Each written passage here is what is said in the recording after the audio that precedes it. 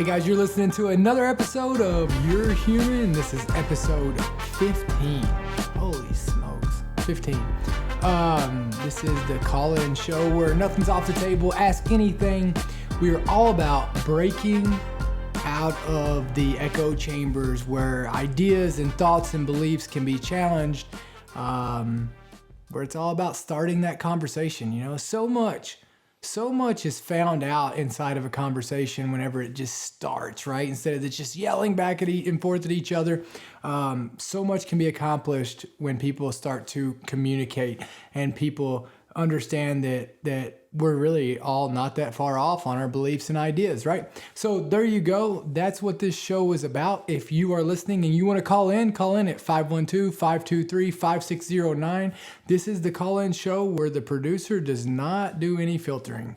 So how about happy birthday, America, right? So awesome day yesterday, America's birthday, July 4th. 2023, the year of our Lord. That's what they say, right? Is that how you say it? And so just an awesome day. I hope everybody enjoyed their freedoms. They went out and celebrated responsibly. I hope everybody has the same amount of fingers that they started yesterday with. Hope they didn't catch anything on fire. What an awesome day. What'd you do for 4th of July, Knives? I walked 12 miles, it was a day off, I didn't really receive a lot of emails. So just put some steps in for sure, cleared my mind, and it was kind of like a little soft reset. What about you, sir? Well, I worked. I did clinicals, 12-hour clinicals on Monday, so did a bunch of calls there. And then I was on an ambulance then. And then yesterday I rode in the fire truck on the parade. Let's answer it. Hey, what's going on? This is the You're Human podcast. Dakota, my name is John from Long Island, New York, and I've been watching your videos now for, probably a year or so, and I saw your Medal of Honor video as well. And I'm a grandpa now with 3 beautiful granddaughters. That's awesome. And I just wanted to call and say, first of all, thank you for all you did for our country. I know you don't think it's a big deal, but I certainly do. I appreciate and that. more importantly, what you're doing now, man. You're just touching so many lives. Man, that's what kids watching you now, and I'm gonna get, when grandkids are older, hopefully you're still doing it. I want you to influence as many people in my family as you can, buddy, because I'm a lucky guy. I've been blessed all my life, but I never served, and it's one of my biggest regrets. But I can support. Man, you're serving now, right? You got those 3 beautiful granddaughters, and you're serving, right? Like it's all about, you only, like, if you look at it, right? Like when you look at service, I hear this a lot of times. People are like, I regret I didn't serve, and it's like, serving was only 4 years of my life. I'm still out there trying to serve, right? Trying to serve my family, trying to serve my community, trying to serve where I can. And guess what? You're doing the exact same thing. So we need people like you. We need good people and people like you. And that's what matters. So, you might have missed that small window of 4 years, right? But man, it doesn't change the existence of the rest of them, right? I appreciate it. And I'm always supporting you guys as much as I can. And well, we couldn't do it without you. I'm sorry, buddy. We couldn't do it without you. You know what I mean? Oh, it's nice of you to say. I think the world of guys like you, and you're such a great influence. Well, I appreciate that. It's a beautiful thing to have access to the young kids in this country. I mean, we could pick all the negative things going on in the world, but there's a lot of good things happening. Gosh, there is. I think you're one of them. So I think I agree with you, right? Like we all get there's plenty of negative to look at, but for every negative thing, I promise you there's 10 positive, right? And it's like, man, absolutely. We just got to keep that momentum going on the positive, everything's better on the positive, It always is, man. It always is. I keep telling the kids, you're very blessed to live in this country. And I took my son to Europe, and when we came back, we went through customs, and all the non-U.S. citizens were on one line, and I said, "This is the best line you'll ever be on in your life, kid." How cool is that? Thanks for everything, buddy. I appreciate it. I appreciate you, sir. I really. I just wanted to let you know, there's so many people here listening to you that are older. I'm in my 60s and just love it. Absolutely love it. Well, I appreciate you. I appreciate you taking the time to call me. It means more to me than you'll ever know. It's an honor. Well, thank you, sir. Have a good day. What an awesome guy. You know, what an awesome guy. Really cool. He's called before, so I'm glad he came through. Yeah, what an awesome guy. Yeah, so, you know, then I drove the fire truck, I rode in the fire truck for the parade. Dang, we got more. I was going to finish telling my 4th of July. Keep going. Hey, what's going on? It's Dakota. It's Your Human Podcast. Hey, Dakota. How you doing, buddy? Good. How are you? Oh, not too bad. Hey, a fellow Marine here. I was a staff sergeant, served from 1988 to 2004. Hell yeah. Living in Fort Myers, Florida. Fort Myers. Yep. We got smacked with Hurricane Ian. Yeah, but you got that. You got a good governor down there. Yes, we do. We sure do. Yes, sir. But wanted to find out if you guys ever make tours and do speaking engagements here in Florida, or what do we have to do to get you to come visit us? Yeah, I've been putting together this idea of probably next spring, but I travel all over, so you can definitely reach out and if I'm in the area, I'd love to come get with you guys. But yeah, look, so I'm looking at probably next spring doing a 50 states in 50 days tour, right? So I'm going to come through and just hit all 50 states and just, talk to have events and stuff like that. But yeah, I travel all over. I'm going to be in Florida for something. I'm running a Firefighter challenge down there in September, October. But yeah, let's just shoot over an email and I'll get it updated and maybe we could get together. Yeah, definitely. I do promotions and marketing for 4 radio stations here in Southwest Florida, so that's awesome. I'd love to do something with you. Yeah, for sure. So I'm gonna have a book coming out this fall. So we can for sure make it happen. Perfect. Sounds great. Thanks. So brother. Are you going to shoot us an email or what? Yep, I'm gonna shoot you an email. I'm gonna put it on the comments here in this live. Okay, Knives is gonna grab it for me, and somebody will reach out to you the next day or so. All right, sounds good. Thanks, brother. Have a great day. All right, you too. Semper Fi. Semper Fi. How awesome is that, man? Fort Myers is a beautiful place. You ever been there, Knives? I think in Florida, I've only been to Tampa. Tampa? Yeah. Fort Myers is a real nice place. I like Fort Myers. Really. What do they have out there? Like I'm gonna sound dumb, but like a military base? I think they have a military base. I've never been to it, but like I've been down there and it's like just laid back, chill, Nice. Gotta visit it. Hey, what's going on? It's Dakota with Your Human Podcast. How you doing, Dakota? What's going on? This is my name's Shane. I live in West Virginia. Yes, sir. And look, I was just wondering. First of all, first question is, was your 4th of July okay with family? And what'd you do on the 4th? And second question is, I know you've been through some things, Dakota, as a Marine, and I have myself. How do you motivate yourself on a day-to-day basis? And do you think about those traumatic events you went through in Afghanistan like I do? Yeah, so first off, thank you for your service. I appreciate you calling in. I thank you for asking about my 4th. I had a great 4th. I spent it with my fiance, and man, I know it's one of the most precious days that America has. One of those days. Hell yeah, it's America's birthday, right? That's right. It was my birthday also. I'm 4th of July, baby. Well, you are America. You got the red, white, and blue running through you since day one. But I'm 49, Dakota, and I don't.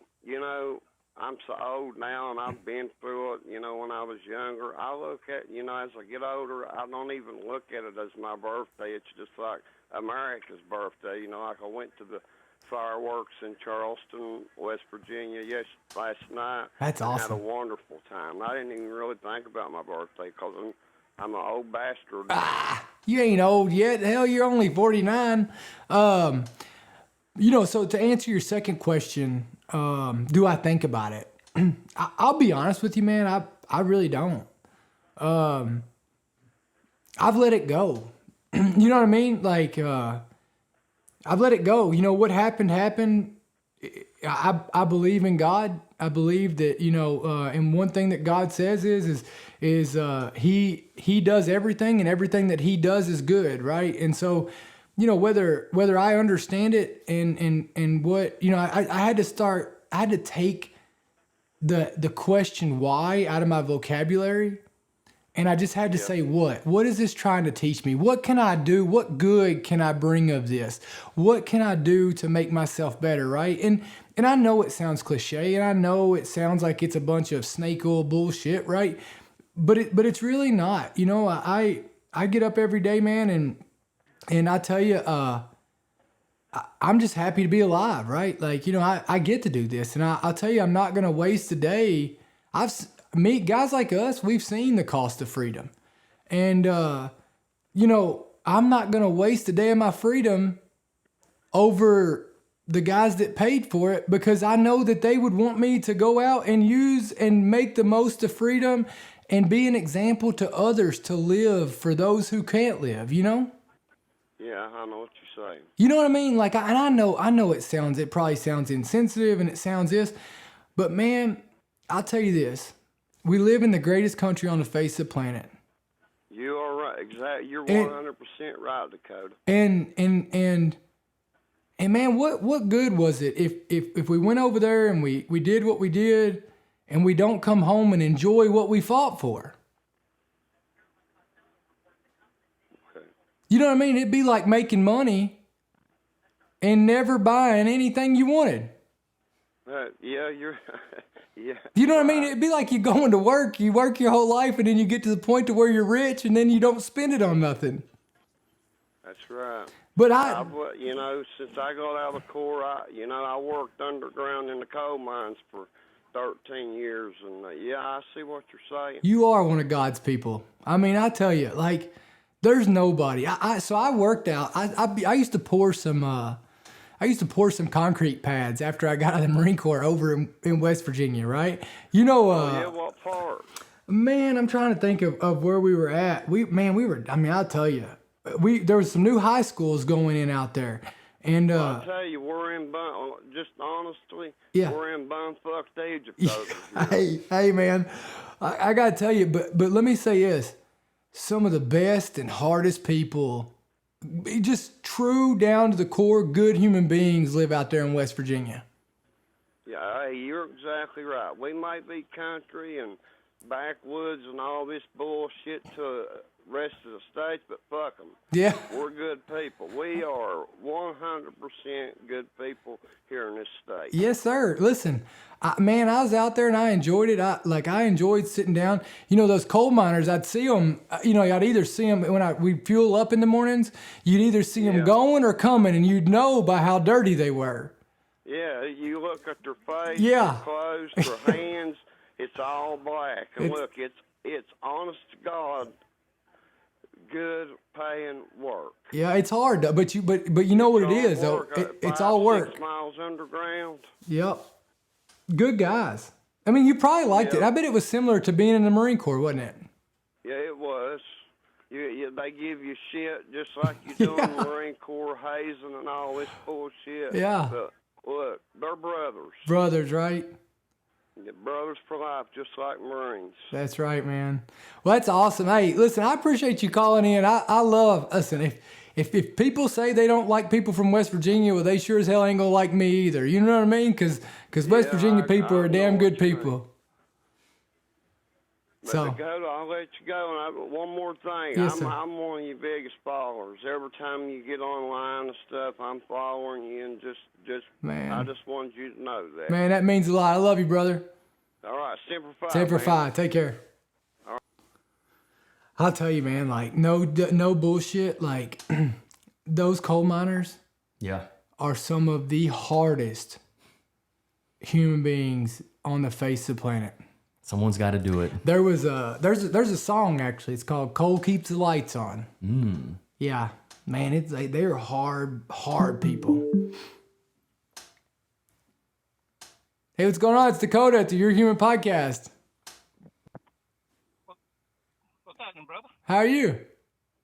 I'm doing good, man. What's going on? Got a quick question for you here. Uh-oh. You said ask you anything. Ask me anything. I'm your truck driver. I talked to you last week. I love it. I'm a truck My driver. man's here. What's up, man? Where are you at? Hold on. First off, where are you at? Where in the world are you at? Man, Sacramento. Golly. I was in Michigan last week. Man, you're all over. Okay, Okay. well, ask it. Dude, I've got to lose a little bit of weight here, man. Okay, So what can I do? I mean, I've got my kettlebell with me, gotcha. but I've got to eat better at these damn truck stops, man. Mm-hmm. Well, What do you suggest? man, I'll tell you. So, are you getting sleep? Yeah, I am getting sleep. I try to sleep about 8 hours. Okay, so I tell people there's three things. So there's getting sleep. Like you can't overcome the sleep piece. Like it'd be like trying to not ever charging your cell phone and then trying to talk on it all day long, right? Like it's just gonna be dead. And then or you're gonna be walking around with a battery pack hooked to it. So the next thing is how much caffeine you taking in, I drink 1 cup of coffee in the morning. and that's it. Truck And, driver's got to do that. and the rest of it water. The rest of it's water. I don't do any soft drinks, nothing like that. Well, you already on the hard part, right? So if you getting your water in, right, you're sleeping, and then on the next piece of it is how much carbs you taking in. And that's just it, man. There's no way for me to really count because I have to eat wherever I'm at. Yep, So I hear you. if I'm at a place where I can cruise to a restaurant, then I'm good with a salad or something low carb. But do truck stop hot dogs, shit like that. Yeah, and it's all shit, right? So let me ask you this. So I'm gonna challenge you. I'm gonna challenge you here, right? Okay, So you got a microwave in your truck? I do. Okay, so here's what you do. Instead of stopping at all those truck stops, swing in Yep. to an HEB or a grocery store like that, and go in there and get your food, right? Go in there and get you stuff that you know you can eat, like chicken's really good for you, eggs, and you know what I mean? And then and also, man, like they make these little cups that you can get that are breakfast things, and you just throw them in there like egg whites, and got some meat in them, and Yeah, the Jimmy Dean's. Jimmy Dean, that's them. And you can throw those in your microwave, and then you ain't got to worry about stopping and eating whatever's available. Now you are on the offense on what you're eating. Yeah. You see what I'm saying? Yeah, man, oh yeah, definitely. I mean, I try to do like they do sell fresh hard-boiled eggs at every truck stop. Yep. Try to do that in the morning time, but then in the evening time you get so damn hungry. Well, but that's because you ain't stopping. But man, like if you just had, like let's say you got you some chicken breast or something, right? Or I'll tell you what, at a lot of these places, what they'll do is they'll take their rotisserie chicken and they'll pull off, and then you got your pulled chicken, right? So it's easier to cook. It's already cooked, and you just got to heat it up. But man, what you'll do is instead of waiting until you're starving in the evening because you don't want to stop, you ain't got time to deal with all that. No. What you did is if you took that and you got you some of that Minute Maid rice, those little cups. Oh yeah, the minute rice. Yep, you get those cups, right? And that's a perfect meal for you. You pull some of that chicken out and put that on there, and then you could just pull off the side of the road and heat that up for a minute and a half, 2 minutes, and then you're not going to be as starving at the end of the day. Yeah, man, I mean, that makes sense. You Matter see- of fact, Walmart's, I try to hit them and I get a big bag of almonds, and Yep. those kind of tie me through the day, but Walmart's a good spot, like any of those places. But man, I'll tell you, especially you being a truck driver, and then like if you could get out, start your morning off, get you a good little workout in, you know what I mean? And man, if you could just walk or even before you went to bed at night, walk for 30 minutes. yeah, I or do that. you got to keep because I get in pretty especially you in that truck, you got to make sure that blood's circulating through those legs, Dude, I'm telling you, man, my ankles have been swelling like crazy, man. I could imagine. I definitely had to get out and just start walking a lot because 11 hours a day of driving. I mean, that's roughly about 700 to 800 miles. Golly.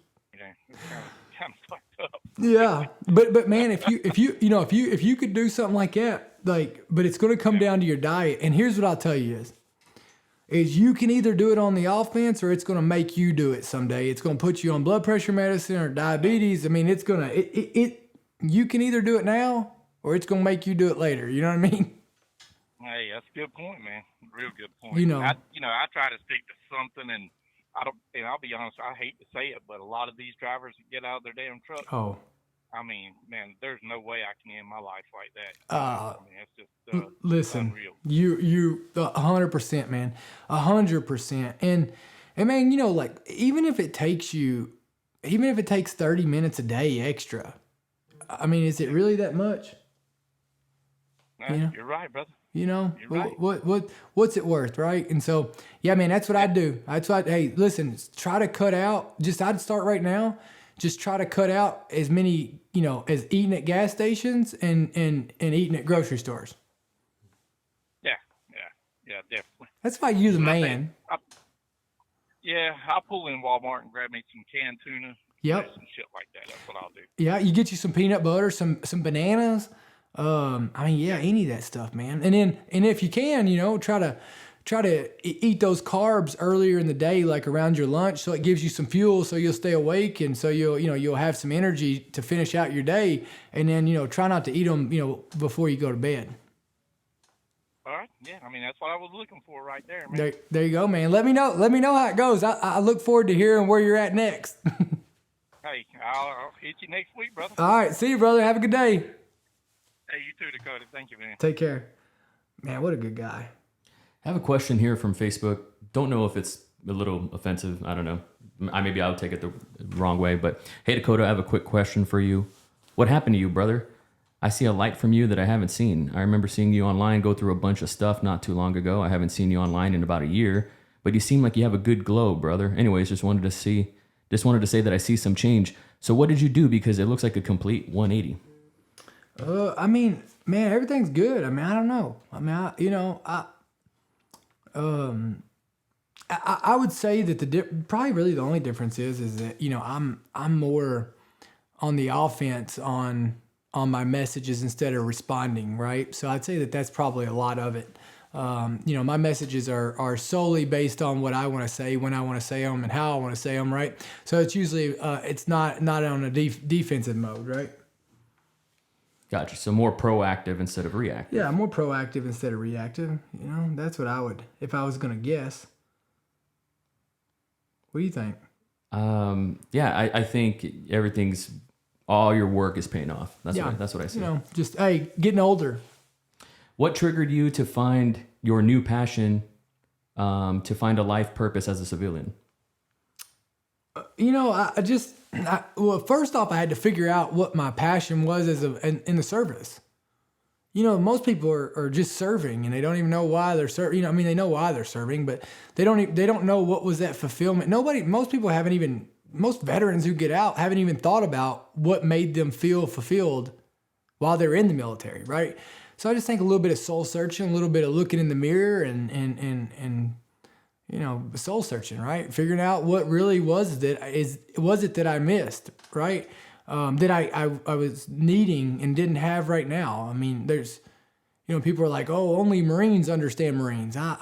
Maybe, but like being a Marine was only 4 years of my life. I've spent more time out of the Marines than I have in it, so like more people should be able to relate to me now than then. Right. And so I just, I had to challenge some of these easy button sayings and thoughts and kind of dig down and figure out, man, I just like helping people. So there's plenty of people that need help out here too. Can you share an example of a difficult decision you had to make that tested your integrity and how you handled it?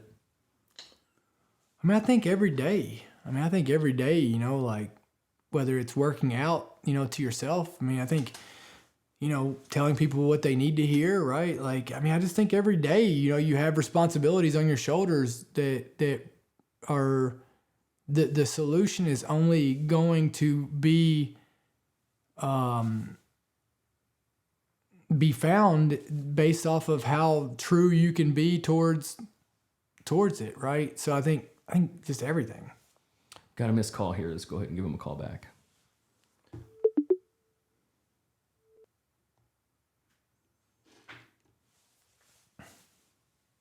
Hey, what's going on? Message for Oh, no. 8.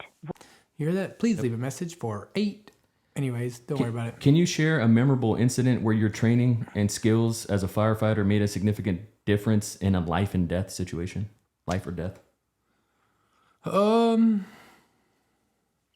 Yeah.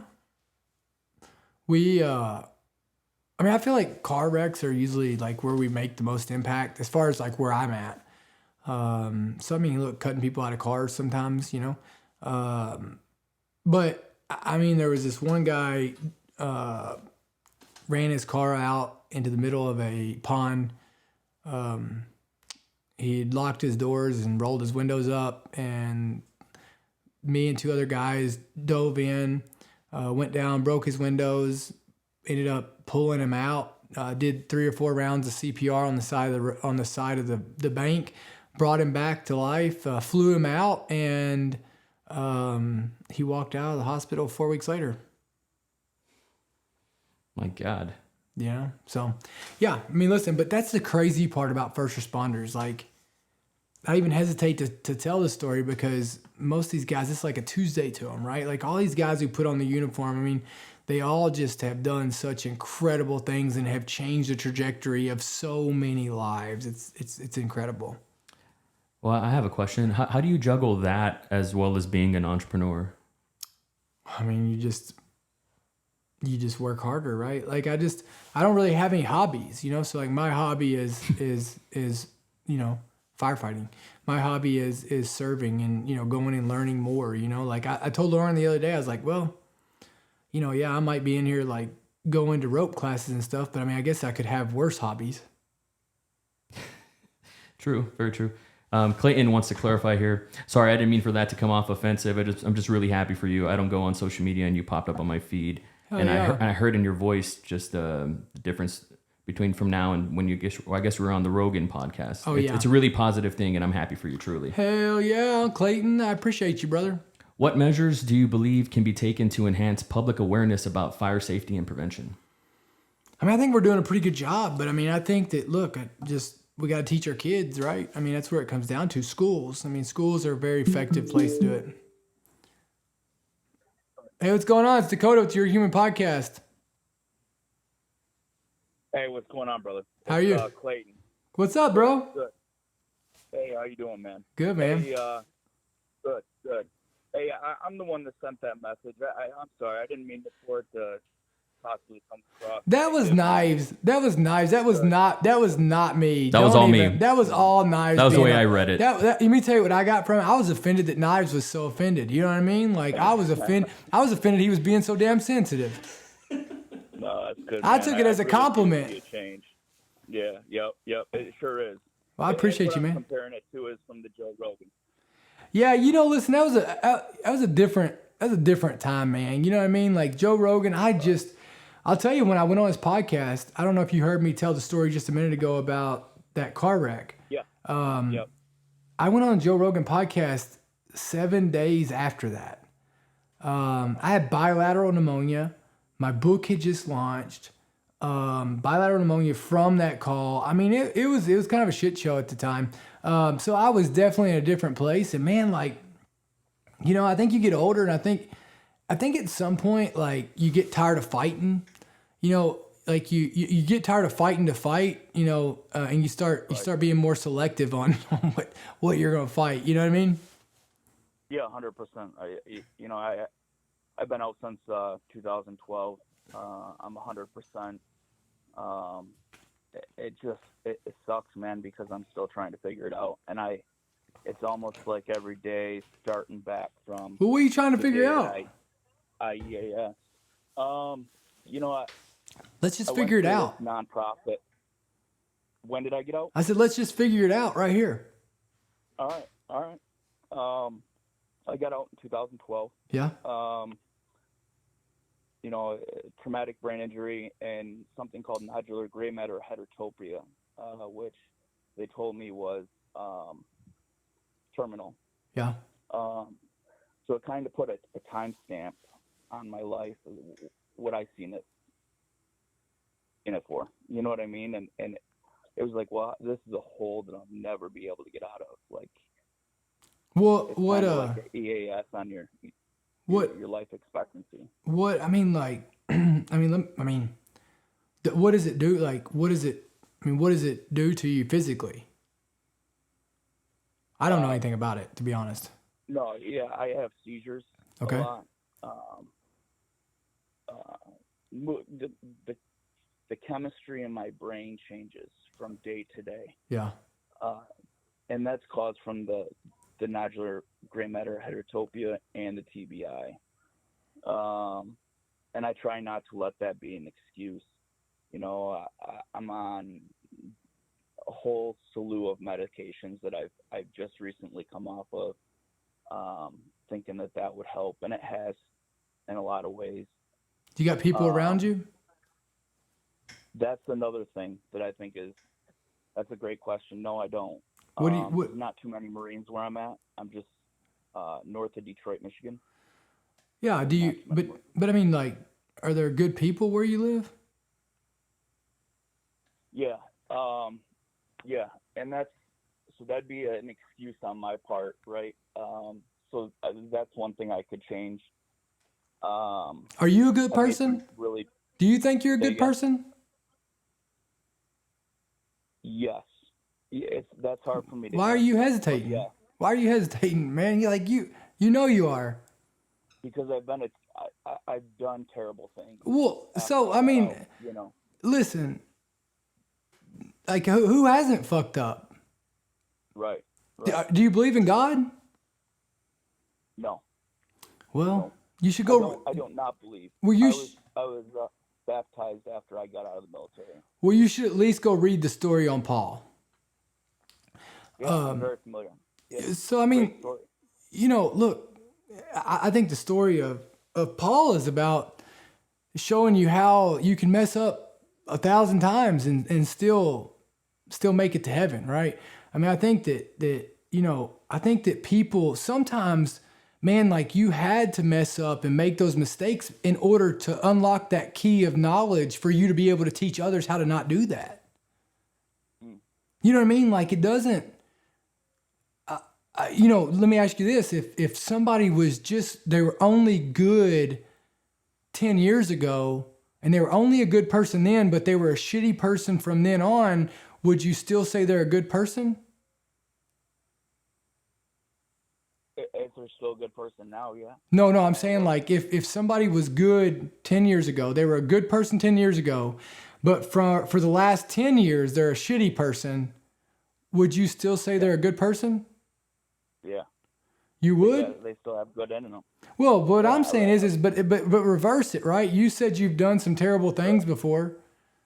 Well, I mean, it doesn't make you a terrible person. Are you a good person today? Yes. Man. Not if you're doing bad things, though. Not if you're doing bad things. Are you doing bad things? No. Well, then guess what? You're a damn good person. And guess what the world needs right now? Good people. Man, the world needs good people. And guess what? Like, man, we need people like you. We need, like, your struggles are, I'll tell you right now, like, your struggles that you're going through is to be able to help others.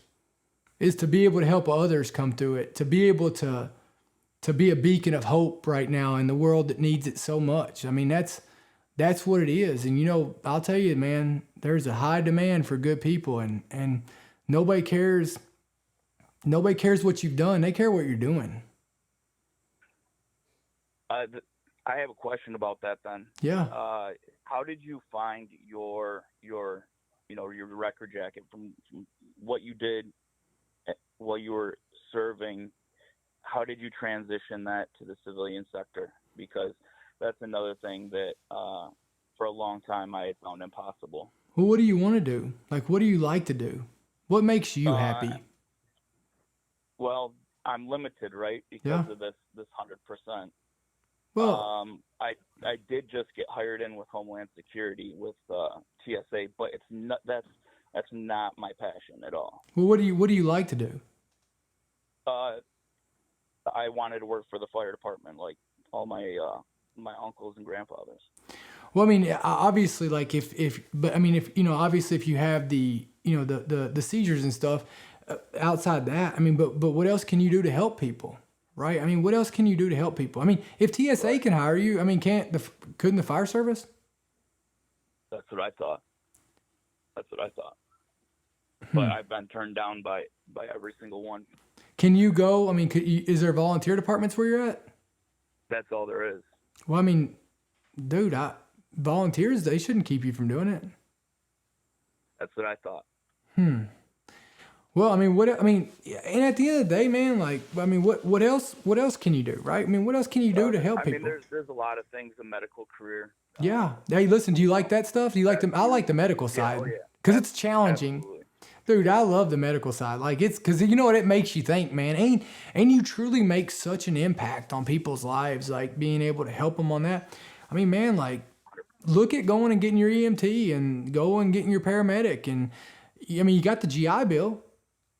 Yep. You know what I mean? Like, then it keeps you moving and progressing, and you're challenging yourself and you're engaged. And, you know, man, like, there's plenty of people who need help out there, you know? And like, you're a good dude, and you got to believe you're a good dude. And I hear you on the terminal stuff, and I got it, man. But you know what? Nope. I mean, I could get killed in a car wreck tomorrow. Yeah. You know? Yeah. And, so I don't want to keep you, Dakota. I know you got a lot. No, of listen, you're the most important person. Let's go. I appreciate that. So did you ever fall into that? I don't want other people to think this is a negative thing either, but where you start using disabilities and your ratings as a crutch. Yeah, bro. Yes. And then how do you so I realized that, right? That and I felt terrible that I did that, and I've tried to dissect how I did that and where that came from, because that just wasn't who I was, right? That's not the Marine Corps mentality of that honor, courage, commitment. But to move past that and to grow, that's been hard. Yeah, man. I mean, listen, like it's not your identity, right? Like PTSD. Let's just say PTSD. PTSD, like this idea and concept that the struggles that we went through are different than anybody else on the face of the planet. I mean, they're not unique to us. Our struggles are not. And I thought about this the other day, and you can tell me how this sounds, because I'm gonna use this. I was running and I thought about it. You know, everybody thinks that what they've gone through, their trauma or their struggles, is their identity. And it's not, because it's not unique to anybody. Somebody's had what you had, somebody's gone through what I have, and they've seen worse, and they've been through worse. But what is unique is how we come out of it. Yeah. What we do with that. Right? So me, man, yeah, I did. I used to walk around. Let me tell you what my favorite line was, my go-to line to just me feeling sorry for myself. You don't know what it's like to lose your teammates. You don't know what it's like to lose your whole team. Yeah. You know what I mean? And what could people say? You know, majority of people can't say shit, right? And guess what? Marcus Luttrell looked at me one time. And guess what? Yesterday, I think it was yesterday, he was rescued 18 years ago. Marcus Luttrell looked at me and goes, man, I don't know how every day is not the best day of your life. And, you know, what do you say to that guy? You know what I mean? Right. Like, I lost my team, but that guy lost his team, was held captive for 7 days, and with a broke back crawled miles and miles to get to somewhere to live, right? And so somebody's always had it worse. So me, like, I look in the mirror and I just say, you know, what did I learn from that? What did I learn from this, and how can I help others because of this? Because the more that I'm put through, that's the more God's trying to teach me something else to be able to unlock that little key of light to be able to help others get through that, right? I believe that the more struggles you've gone through, the more obligation you have to get through those struggles so that you can bring others through that struggle, their struggles. That's important, man. I love that message. You're a good dude. You know what I can tell? I can hear it in your voice and I can hear it in your questions. You want to help people. And you have 100%. Like what you've gone through, man, is not, they're not, yeah, I mean, yes, they're disabilities in the claim, but like, man, they're scars. And you know, like people who have scars, they have stories and they have knowledge. Man, you got knowledge, and you know what it's like. You can relate to people on another level that people who don't have the scars that you have can relate on, right? And man, how fortunate we are to be able to wake up and not be shot at, to not be blown up, to, I mean, we got it good, right? And now I'm not saying that there's not struggles here, because there are, but man, you know, at the end of the day, what it's about is being able to help each other, being able to be there for each other, and you know, letting others know that, hey man, I got through this, that you can get through this. I mean, how many times has that ever felt good? Right? Like, it does feel amazing, but when I was in that dark place, and I still do it to this day, especially on holidays. Memorial Day was a big one for me. Like, I shove everybody out, and that's a terrible headspace to be yeah. in. And I still, like, this last Memorial Day, I did it. And I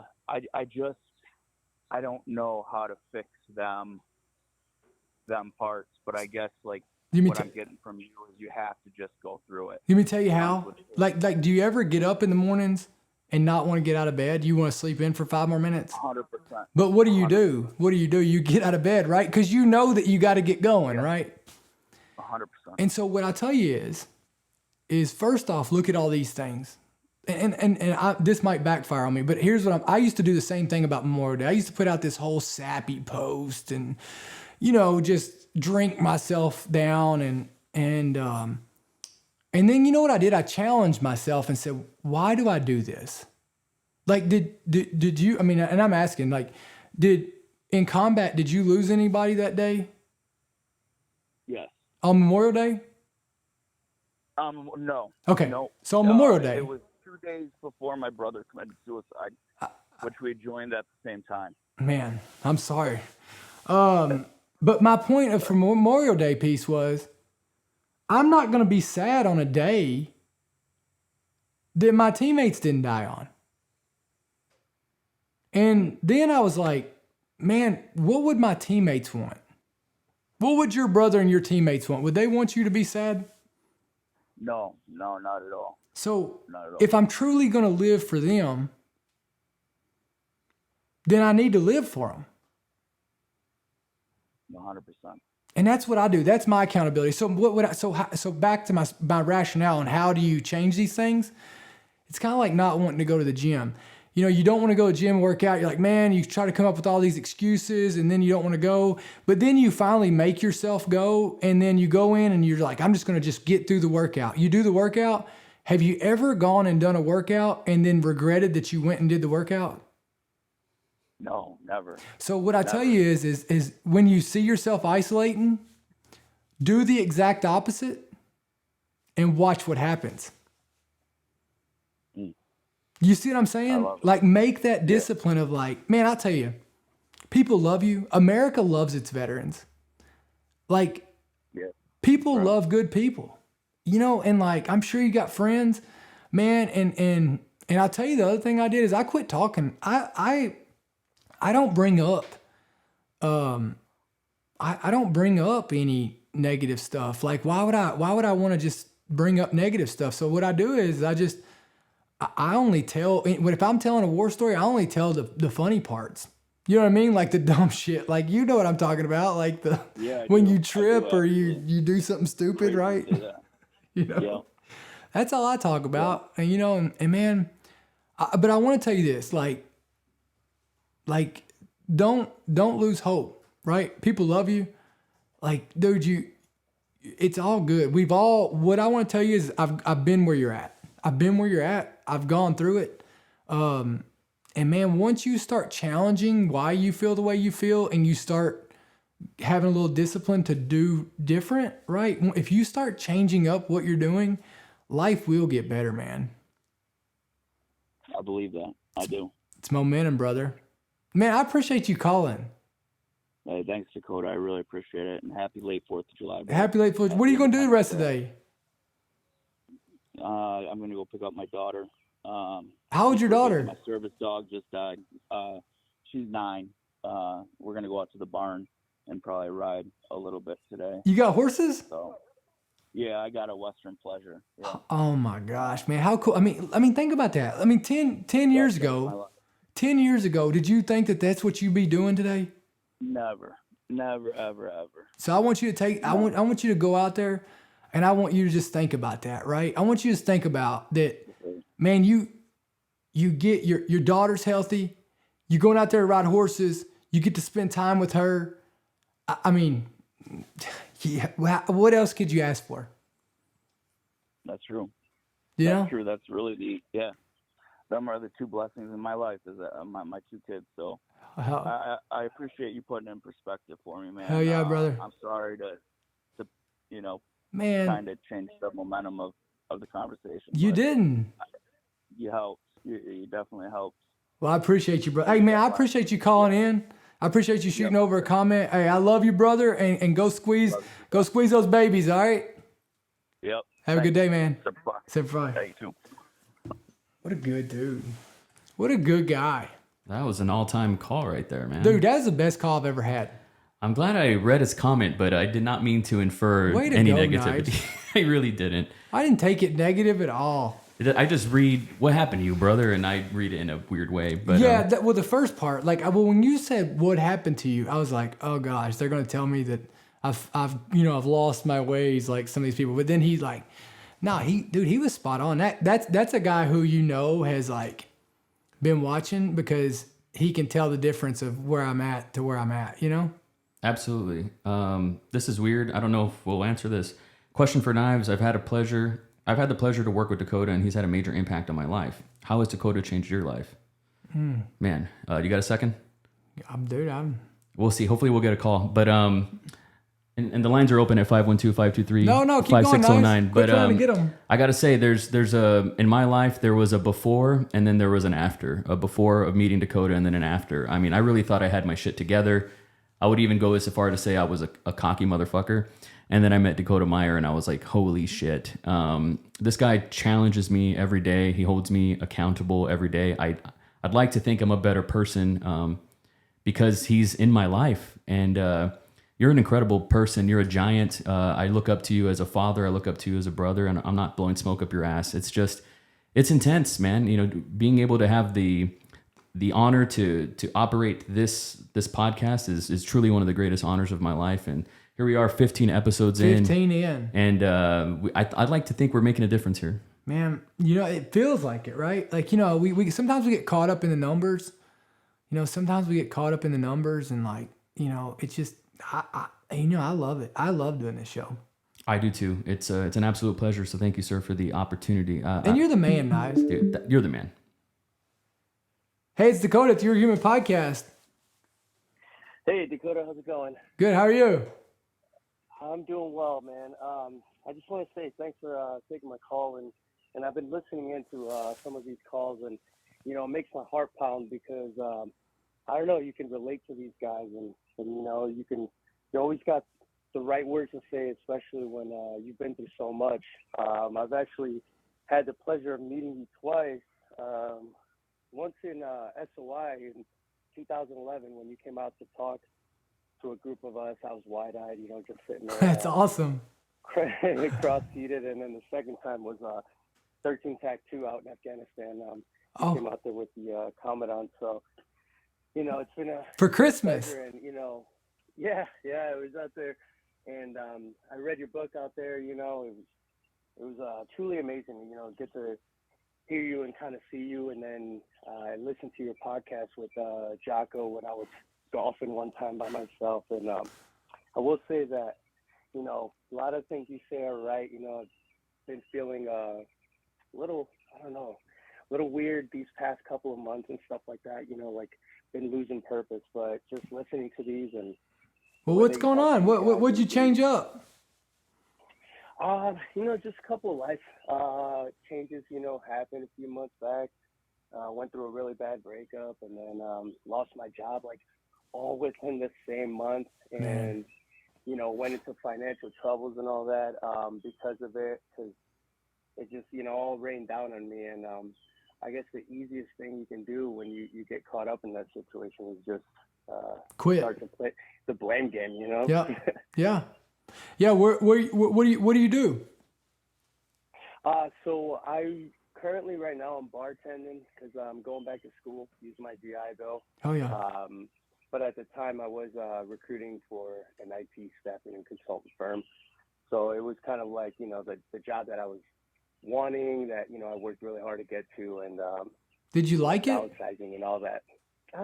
You know, I'm good at sales. It wasn't really like I was passionate about it. I think the aspect that I enjoyed the most out of it was, you know, if I found a candidate that, you know, really just was down and out, and I gave them the opportunity and they got the job. Yeah. And then the way that they thank me, and, you know, they say, you know, thank you so much, you know, this means a lot for the opportunity. You know, I'm just sitting here kind of like, this is my job, my 9 to 5, but Bro, you that like was helping kind of the people. satisfaction part of it. You like helping Of people. course, I love helping people as much as I can, even when I can't offer it. I'm kind of a hypocrite that way. You know, I hate taking help, but any chance I can get to you know, help somebody out, I'm like, here's my shirt, here's my Man. shoes, what else do you need?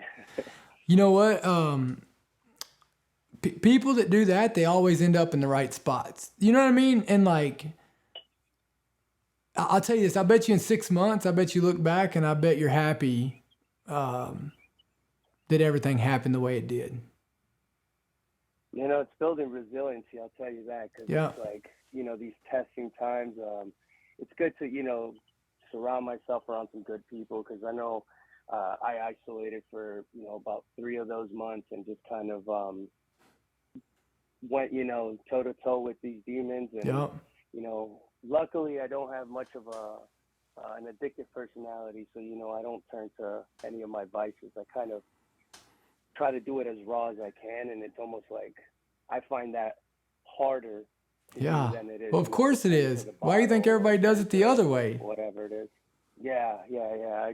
I think it's harder for me when I just see clearly in the mirror and look at myself, and it's like, I'm looking at you, man. Like, what are we gonna do about this? And, you know, at the time I may not have the answer, but What that support circle is good. Where you live at? So I just moved from Milwaukee, and I'm out here in Northern Virginia area now. So had to get out of my comfort zone. That was part of like my, you know, get your shit together, you know. Yeah. Move away from, you know, like the comforts that I had, and you know, I know where my friends are at. You know, the military, we get moved around everywhere, and we still talk to our friends and stuff. So it's not so much about where I'm physically at, but I needed to just kind of get away and start somewhere fresh, you know. Yeah, man. Is it going good? You know, so far it's been good. So far it's been real good. My brother, he lives over here, so it's kind of nice to be, you know, in the same area as my brother. We were both stationed in Lejeune together. So it was kind of nice to reunite and kind of live in the same area again. So That's awesome, man. It's been better, you know. It's been better, and listening to these, and, you know, listening to some of these other, you know, fellow vets that just call in, and they kind of, you know, talk about their struggles, and then talk about, you know, some of the solutions rather than focusing on the problem. It helps. Yeah, man. You know, Are it you helps a lot. you getting up working out every day? Every day, man. 6:30 I get up, 6:45 I'm at the gym, and Hell yeah. I have to, even on the Yeah. days I don't feel good. You know, I heard you just talking to the caller before about how you know, you never regret a workout. You know, that's the reason why I called. I didn't want to call. I just kind of felt like listening, and you know, I was like, you know, this is some good stuff. That you're doing this for, Man. you know, the guys that are just, you know, in this town, and, you know, kind of like we can all relate to that. Yeah, man. It's like, you know, and that's the thing is like, that's, you know, the cool part for me is, you know, all this stuff that I talk about, like I'm talking to myself, right? And you know, I'm saying the things that help me the most. I mean, none of this is unique to me. None of this is, I didn't come up with any of these things. Somebody at some point told me this or made me realize this. And I'll tell you, man, like I still believe it, that in 6 months, you're going to look back, you're going to be happy where you're at. You're going to start finding out what was trying to be taught through this, what you learned, and you're going to come out stronger from it, right? You probably got too comfortable and man, you probably stopped growing and you had to leave your shell and cause it's time to grow a little bit more, you know what I mean? I still go back to, man, everything happens for a reason, right? Might not be what we wanted or what we thought, but it's going to turn out how it's supposed to turn out. And we have to trust the process. That's just part of it. And man, you sound like you're doing good. You stay off the booze, stay off the, just don't fall into the trap, right? Cause that's what it does. And man, probably you sound like you just were out helping everybody else, and it's time to maybe a little bit time to put a little self-love in and make sure that you get yourself bigger with a bigger platform and stronger, because you probably got more people to help, Yeah, I think that was kind of the part that was missing, in the puzzle, is that learning to love myself first, and not saying that I can't help others out, but I never felt like I was just giving myself 100% attention. I felt like I was trying to please, and then when it got tough, and I didn't find the same individual that I am, in other people, maybe like trying to make me better, stuff like that. It's like, sometimes it has to be you that has to, take that step back and say, hey, I got to take a break from, this all, and then just focus on me. Well, how can you tell somebody else to make themselves important if you don't even make your own self important, right? I always say the biggest impact, the most impactful thing that we can all do is be examples, right? And man, like, you gotta take care of yourself first. And so I'd say it's what this is. And man, it's going to work out. You just got to keep pushing on. Don't get down into, don't let your mind start fucking with you, right? Like, man, you're still living life on your terms. You're still getting up and working out. You're still moving forward. And like, man, don't let your mind start going there. You know what I mean? Yeah, absolutely. That was like the first little help, to get over. It's just kind of like telling my mind, like, hey, I'm in control. You know what I mean? It's not the other way around. I'm in control of this story, this book, that's yet to be finished. And yeah, I mean, I think you're right on that. And I appreciate, like I said, the words and stuff like that, but it's nice to hear it sometimes. Well, we all need that, right? We all need that. We all need confirmation sometimes about not need it, but confirmation sometimes is good to know that we're heading on. I mean, listen, everybody needs a map, everybody needs a compass. You got the stars or whatever, but sometimes it's good to know that somebody else has gone through it and that you're on the right path, right? 100%, leaning on each other, man. Hell yeah, bro. Well, listen, I hope you have a great day. Man, I appreciate you calling in. I appreciate your time. Thanks for everything, Dakota. Semper Fi. Thanks, brother. Semper Fi. What an awesome guy. What an awesome guy, Knives. This has been an epic episode. I mean, I'm telling you, like, this episode's been, like, rocking. Got a heavy question here. Let's send it. It's from Christina. Okay. How do you deal with the triggers of your PTSD? Mine isn't from war, but from losing my child. Yeah. I wish she called in. This would be a good conversation to have. I don't know. I mean, I can't relate to losing a child, right? But I'll tell you something Granger Smith said, and I love Granger Smith. You remember that? I do. I was there, yeah. Yeah. We recorded a podcast with Granger Smith. We were going to release it on Father's Day. That's right. I remember that. We sat out there and, man, the whole time we were recording with him, his kids were running in and out, right? Yeah. And, man, what is less than a week later? I think it was like 2 or 3 days later. Well, it was the same week. Yeah. We got a call or text that Granger's son, River, had drowned in their pool. And I went to the funeral, one of the hardest funerals I've ever gone to. And you know what he said was so impactful. He got up there and he said, you know, I'm never going to think about, you know, well, this would have been the year that River went to graduated high school or went to prom. He said River was never meant to be there. Like, you know, River lived these however many days wide open and just made the most of it. Hey, what's going on? It's Dakota with Your Human Podcast. Hi, this is Christina Kirby. Hey, how are you? I'm good.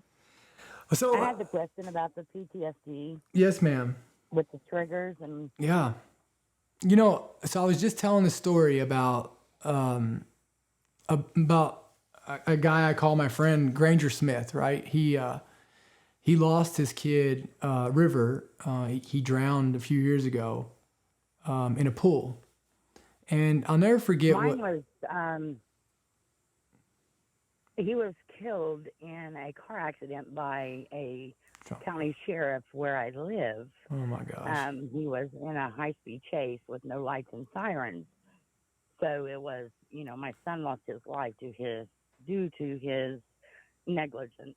And it'll be 12 years in September, but I have no, I hold no harsh feelings towards him, or, you know, God gave me the peace, and I know where my son is. Yes, ma'am. But when a child dies or a family member dies, or I suffer severely from PTSD. And I've taken myself off all medications because it made it worse for me. And I just wanted your take on how you deal with the triggers, because I can't imagine what you've went through. Well, nothing like this. So let me just say that up front. Nothing like this. Well, can I ask you this? Yes. What would your son want you to do? He would want me to live on and be happy. And I don't know. That the thing that angers me the most is these mothers that have these kids that don't take care of them. That's what gets me. Yeah. And, you know, I took care of my kids, and I had to lose mine. Mm-hmm. And you have these mothers out here who just spit these kids out and like they're nothing and throw them away like they're garbage. You know. And that's what pisses me off. Yeah. I mean, I hear you. And, you know, but the thing is when we let these things hurt us, like they're only hurting us. And you have so much to still give. I mean, you know, you can't, I don't know. For me, like I just had to look in the mirror.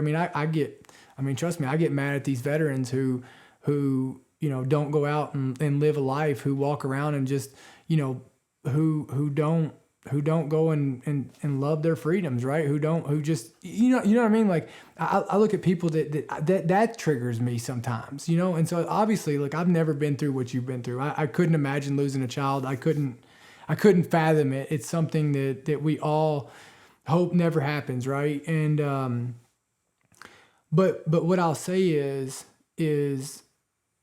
did your son pass away knowing that his mom loved him? Yes, that come to that. I was in Indianapolis with my brother, who had lifeline the day before. He was in a coma, and they didn't expect him to make it at that time. And so I was 2 hours away from home when I got the phone call. And right before, 20 minutes before I got the phone call. I got to talk to him. And the last words he said to me was, "I love you, Mommy," Mm-hmm. before we hung up the phone. So that is one thing that keeps me going, is because I got to hear those words from him before he passed. And luckily, he died instantly. He didn't suffer. Yep. But my daughter was in the car, and she was never unconscious at all, and has witnessed it all. Mm-hmm. It was him and my husband at the time, their dad, and her, and which they didn't expect my husband to make it either, because it ejected both of them from the vehicle. And my little boy, I won't go into the damage that was done to him, but he was killed instantly. Mm-hmm. But my daughter witnessed it all, and she was only 12 at the time, suffers horribly to this day. Can I? With the nightmares and the remembering of what she saw. And I feel so helpless for her, because I don't know how to help her. Well, can I ask you something? Yeah. How can she heal if she doesn't see you heal? That's very true. So if anything, I mean, you know, and look, I mean, you're a Christian, right? Yes. You know, I mean, I said it earlier, and I this is one of my favorite things to say. You know, God says that He does everything, right? Yes. And what does He say that everything that He does is? Is good. Purpose. Is good. Yes. He says that everything He does is good. And that's the way I look at it myself, is I look at it that God spared me from something worse. Mm-hmm. Whether it be, you know, him suffering from something worse than dying, because he was only 4. I wish you would have had an opportunity to meet him. He was so smart for 4 years old. Wow. Very, I mean, he was potty trained at a year old. That is awesome. Learned to ride his bike before he was 2 without training wheels. He was all boy. Yeah. Diving off the diving board, doing flips at the Wild. swimming pool at 3 years old. I mean, would scare the shit out of the lifeguards. Yeah. But he was so more mature than a 4-year-old. He lived more of a life in his 4 short years than most men do in their entire life. And that's my point, right? There's your example. He came on this earth to show us that we should all be living. You just said it. You just said it. He lived more life in 4 years than most people will in 80. Long time. You know?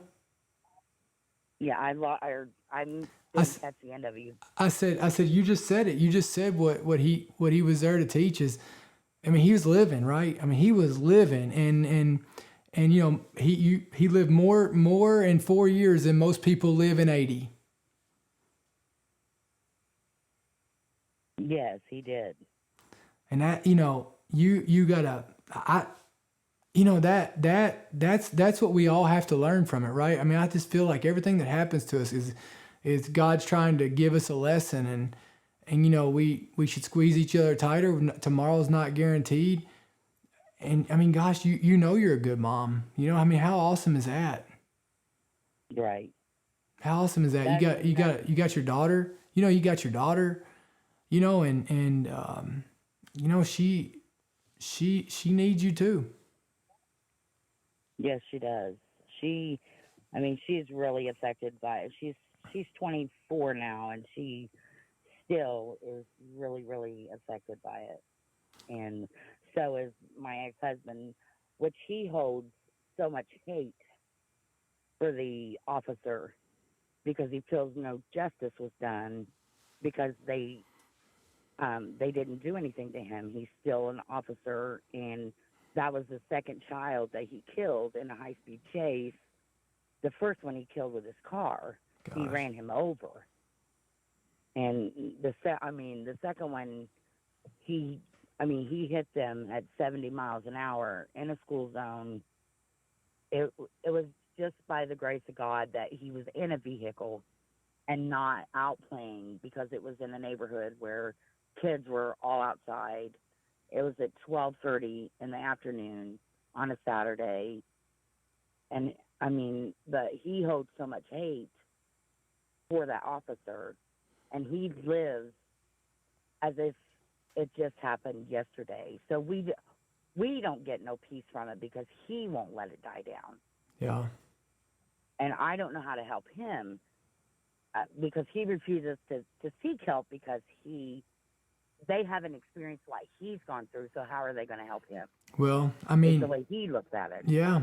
I hear it. Yeah. And, but, what if you told him that, he's got to get help so that he can help your daughter get help? Right. I have tried. I just didn't know how, because when I get triggered, that it lasts forever. It's like climbing out of that black hole again, and I'm fighting to stay above water, just to live a normal life. And I didn't know how you dealt with it, how you are able to stay strong. Yeah. You motivate me more than you will ever know. You're such an inspiration. I won't even get into the story of how I even became to know of who Oh you gosh. are. I hope it's not the TV show. No, it's actually a guy claiming to be you that I was talking to. Yeah, and when I finally, I don't know, it was stupid, but when I finally looked you up on Facebook, the first video I see is you proposing to your beautiful Beyonce. Yeah, she's great. And then when I send him that video, he's still denied. What? Yeah, he's probably scamming. That's a whole new story. That's awesome. But that's how I got to know who you are, and I watch your podcast every week. You're owning the dash in the gym. I love it. And that's motivated me to want to work out and make my life better and get myself, build myself back up. And that's all we can do, right? And right. There's no, look, I tell people, you're never gonna take away what happened. But if you can find a way to make it purposeful, to help others, it makes it more tolerable. Does that make sense? Yes. Like me, I use what I lost in Afghanistan. I use it as a tool to remind me that tomorrow's not guaranteed, that I better squeeze the people I love more than anything around me. But I don't feel bad. And it's not that I don't feel bad because I don't think I should feel bad, because that's a normal thought, but I don't feel bad, and I refuse to let myself get down because I know for a fact that that's not what they would have wanted me to do. And that's what I'm fighting for now. I've had, my brother passed away in November, and then I just lost my nephew last month. He was only 20 years old in a car accident. And it's like, the more I'm fighting, the more it just keeps piling on. And it's, at what point do you think God would give you more than you? Do you think God would give you more than you could handle? No, I'm a firm believer in that God never gives you more than you can handle. But you can't be a believer and question these things. Right. You know what I mean? You can't. And I know it's easier said than done. That's why we are humans, right? He tells us that we are. And look, I'm not trying to make this a Bible podcast by no means, but I don't care. But I just make it whatever. Yeah, but I go back to, you're a human being. So yeah, of course this is going to bother you. You're a mother that cares, right? You're all these things. You have so many titles about you that are so important and significant, and you have all this stuff still coming at you, right? And it's coming, and what I would say is that, you either got to start, you can't hold on to all of it. You either got to start offing some of it and just being like, hey, you know what? we're out here living like it was good. But I'm not going to dwell on it, because if not, it's going to pile up and it's just going to seem huge and it's mountain to climb. And you know, the biggest lesson in all of it is that we just got each other, and we don't know what tomorrow's going to bring, and we just got to get up and be the best that we can, and just try to be a better person tomorrow than we were today. And you know, like, I mean, you got your daughter, you got your husband, and they, you know, you sound like the strong one, and that's why you're getting thrown all this stuff, because you're probably the only one right now that can handle it. That my youngest daughter tells me that because I care too much about what other people think, and I'm trying to protect other people from failing, and she says that I need to let go. Yep. You know what you need? And I don't know how to do that, though. Well, that's my thing. I don't know how to let go. So this is what I've done with people, because that is a problem that I've had for a long time, right? But let me tell you how I live it. I'm not going to put more effort into your problem than you are. That's a good way to look at it. Look, I'll match you all day. You know what? I'll match you all day. It's kind of like this, right? It's like and I'm just using this as an example, but towards a problem. Like my kids, when they grow up and they're 18 years old, they'll always have a house here. They're always welcome in my house, right? But I'll tell you this, I'm not going to be at work more hours a day or a week than they are while they're living at my house after they're adults. Does that make sense? I'm all about it. Look, yes, very much so. I'm all about it. I'm all about it. I'll help you on your problem. I'll stay up with you. Let's get through it. Let's talk through it. You know what? I'll go with you to fix these problems. How did you get to that point to be able to do that? Because I'm a pushover. Well, let me tell you what's going to happen to you. Yeah. Imagine on an airplane, what do they tell you to do with the oxygen mask? Put it on. Put yours on first, and then put everybody else's on. If you don't put your mask on, you're going to be able to put quite a few people's mask on, but eventually you're not going to be able to put anybody's mask on. So if you truly want to help people, there's a difference between helping and doing it for them. That's very true. So like, if you want to help people, you should. And that's what I lack, is I put myself last. Yep. But you got to put yourself first, because if you can't put yourself first, then you're not going to teach them how to put themselves first. You can't tell them to put themselves first if you don't. Now you're a hypocrite. And then on the backside of it, if you don't put yourself first, they're not going to have anybody to help them in a few years, because you're not going to be able to handle it all. That's very true. You know, and that's what it comes down to. There's a difference between helping and enabling. You know, there's a difference between supporting and doing it for them. You know what I mean? And you got to really be very fine and definite in your intentions on this. I mean, now, if you just want to do it for them, then just say it. Like, I just want to do this for you. I'll fix your problems for you. But none of us want to do that, and none of us can do that. And realistically, you're setting them up for failure down the road by doing that. Because what happens when you don't do it for them? Yeah,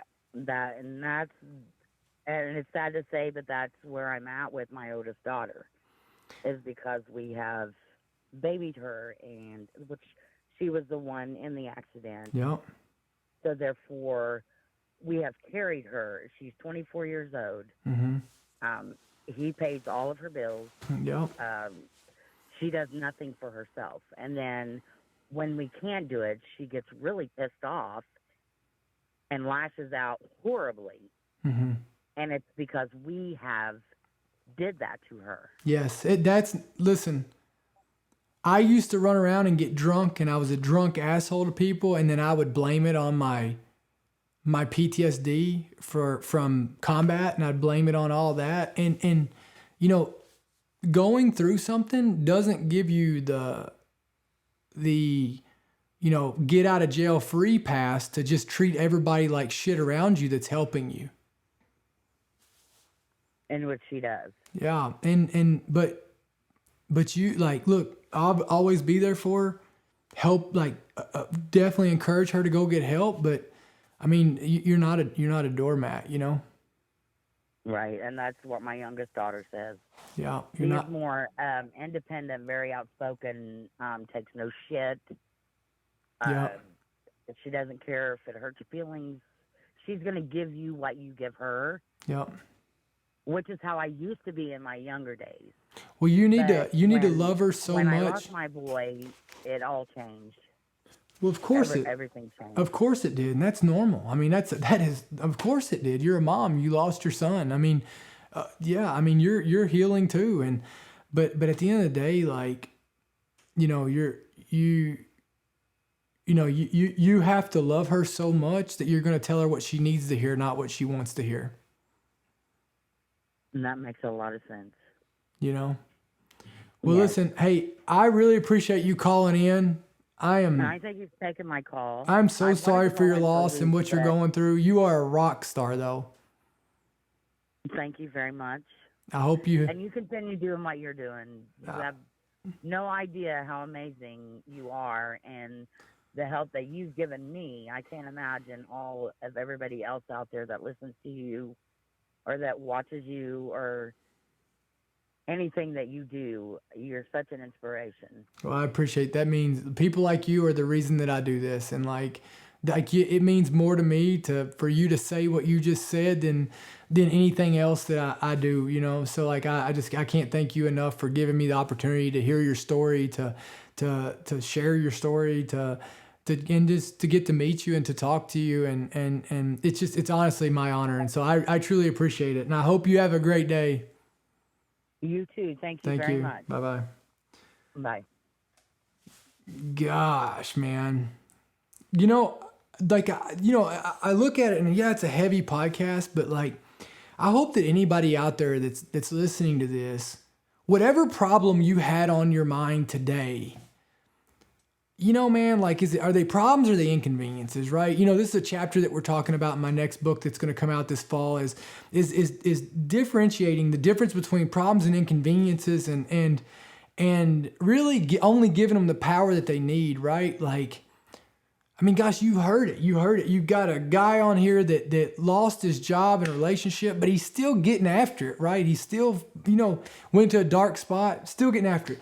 You got a guy that got a terminal illness after he got out of serving his country, but he's still getting up and getting after it, right? And it's like all these things. You got a mother who lost her 4-year-old son, and she's still getting after it.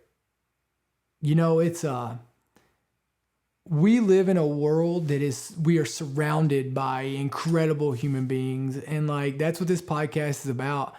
It's to remind you that you're human, but it's also to remind you that you are human. And, you know, being human, we're not faultless. We make mistakes. You know, things are going to affect us and nothing's going to be perfect, but on the backside of it, we are humans, and it is an amazing thing to be, and we get to be this. And being humans, you can be whatever you want to be. And man, just an incredible podcast, right, Knives? It's an all-timer right there. It's the best podcast we've had. It's the best one, yeah. For 15 sure. is the best podcast we've had. And then, you know, you take my buddy who's up in, where's he at, Seattle? Which buddy, sir? My truck driver. Sacramento. You got up in Sacramento. He's in Michigan last week.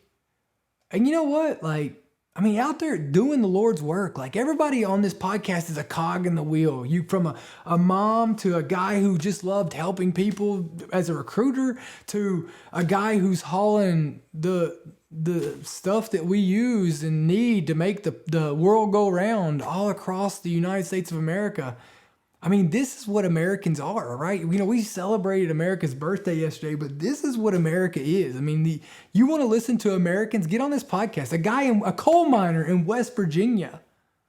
I mean, you know, every time I get off this podcast, I'm blown away. But like this time is like, this podcast is awesome. And I am just so lucky that I get to do this. So I hope you all have a great week. We will be back next Tuesday at noon. And I hope you all have a great week and just keep owning it.